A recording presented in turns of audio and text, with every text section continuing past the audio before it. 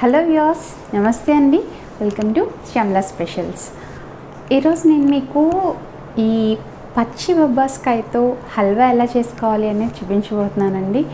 చాలా టేస్టీగా ఉంటుంది, చాలా సింపుల్గా ఉంటుంది. ఇంకా మనకి ఇది 1 వీక్ వరకు స్టోరేజ్ ఉంటుందన్నమాట రిఫ్రిజిరేటర్లోని. సో మీరైతే ఒకసారి తప్పకుండా ట్రై చేయండి. అంతకన్నా ముందు అసలు ఇది ఎలా ఉంటుంది ఏంటి అని చెప్పేసి మీకు ప్రాసెస్ చూపించేస్తాను. ఎవరైనా నా ఛానల్ని కొత్తగా చూస్తున్నట్లయితే please do subscribe my channel. ఇంకా నా వీడియో నచ్చినట్లయితే తప్పకుండా లైక్ చేసి కామెంట్ చేసి సబ్స్క్రైబ్ చేయండి. ఇంకా ఒకసారి నా ఛానల్లో కనుక వచ్చి వీడియోస్ అనే లిస్ట్ చూసున్నట్లయితే కనుక మీకు నేను ఏ టైప్ ఆఫ్ కాంటెంట్ పెడుతుంటానో, ఎలా యూస్ఫుల్ కాంటెంట్ పెడుతుంటాను అనేది మీకు అర్థమవుతుందన్నమాట.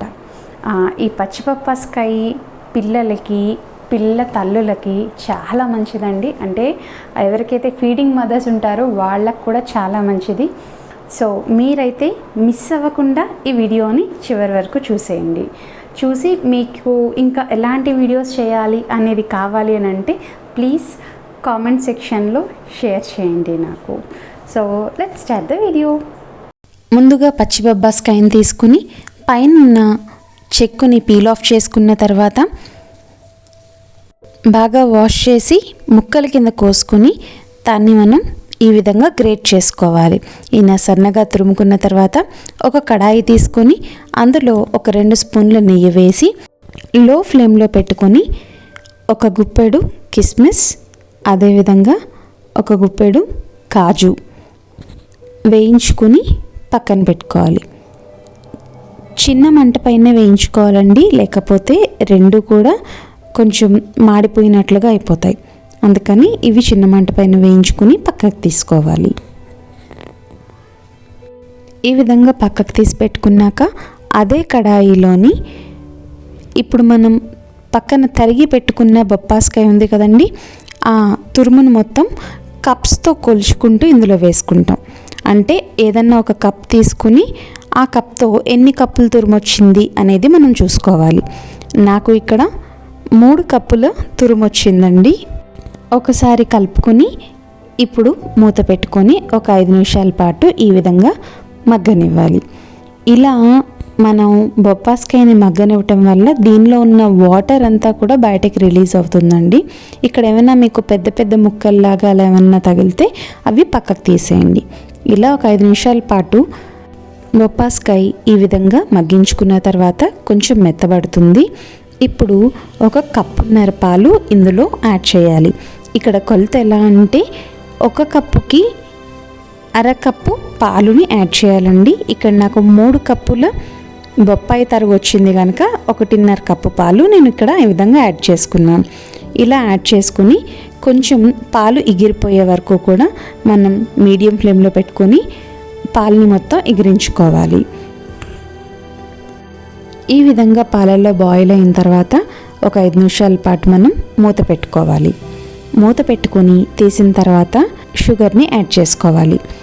అయితే ఇక్కడ షుగర్ మనం ఏ లెక్కల కొలతలో వేసుకోవాలి అంటే 1 కప్పు తరుగుకి 3/4 కప్పు షుగర్ని యాడ్ చేసుకోవాలి. ఆ విధంగా ఇక్కడ నేను 2 కప్పుల షుగర్ని, అంటే నాకు 3 కప్పులు తరుగు వచ్చింది కదండి, 2 కప్పులు షుగర్ని వేసుకొని నేను ఇక్కడ తీసుకున్నాను. అయితే షుగర్ కొంచెం తక్కువ తింటాము అనుకునే వాళ్ళు కొంచెం తగ్గించుకోవచ్చండి. కానీ ఎగ్జాక్ట్ కొలత అయితే కనుక 1 కప్పుకి 3/4 కప్పు షుగర్ వేసుకోవటం ఎగ్జాక్ట్ కొలత. ఇప్పుడు కలర్ వాడాలి అనుకునే వాళ్ళు కలర్ వేసుకోవచ్చు, లేదు అని అనుకుంటే కలర్ వేసుకోవాల్సిన నెసెసిటీ లేదండి. ఇక్కడ నేను ఇప్పుడు కలర్ ఏ విధంగా వేసుకోవాలో చూపిస్తున్నాను. కలర్ వేసుకోవడం అనేది ఆప్షనల్ మాత్రమేనండి. ఒక 2 స్పూన్లు పాలు తీసుకొని అందులో చిటికెడు గ్రీన్ ఫుడ్ కలర్ వేసుకొని అది మొత్తం మిశ్రమాన్ని తీసుకొచ్చి ఇందులో మిక్స్ చేసుకోవాలన్నమాట. ఆ విధంగా మనం ఫుడ్ కలర్ని కూడా యాడ్ చేసుకోవచ్చు. ఇప్పుడు మీడియం ఫ్లేమ్లో పెట్టుకొని ఒక 10 నిమిషాల పాటు ఇలా మగ్గనివ్వాలండి. చూసారా, మనకి అలా మగ్గే కొద్దీ మనకి క్వాంటిటీ అనేది తగ్గిపోతూ వస్తుందన్నమాట. ఇందాక చూసారా చాలా ఎక్కువగా ఉంది కదా, అది మనకి తయారయ్యే కొద్దీ, అంటే హల్వా తయారయ్యే కొద్దీ మనకి ఈ ప్రిపరేషన్లో మొత్తం తగ్గిపోతూ వస్తుంది. 15 మినిట్స్ తర్వాత ఈ విధంగా ఉందండి. ఈ విధంగా మనకి షుగర్ మొత్తం డిజాల్వ్ అయిపోయినట్లు కనిపిస్తుంది కదా. ఇలా అయిపోయిన తర్వాత ఇప్పుడు హై ఫ్లేమ్ పెట్టుకొని దగ్గరే ఉండాలండి. దగ్గరే ఉండి అలా కలుపుతూ ఉండాలి. చూసారు ఇలా వాటరిష్గా, అంటే షుగర్ సిరప్ వాటరిష్గా కనిపిస్తోంది కదా. ఇలాంటప్పుడు మనం దగ్గరే ఉండి కొద్దిగా హై ఫ్లేమ్ పెట్టుకొని కలుపుకుంటూ ఉండాలి. హై ఫ్లేమ్లో పెట్టుకొని దగ్గరుండి కలుపుకోకపోతే కనుక కింద మాడు పట్టేస్తుందండి.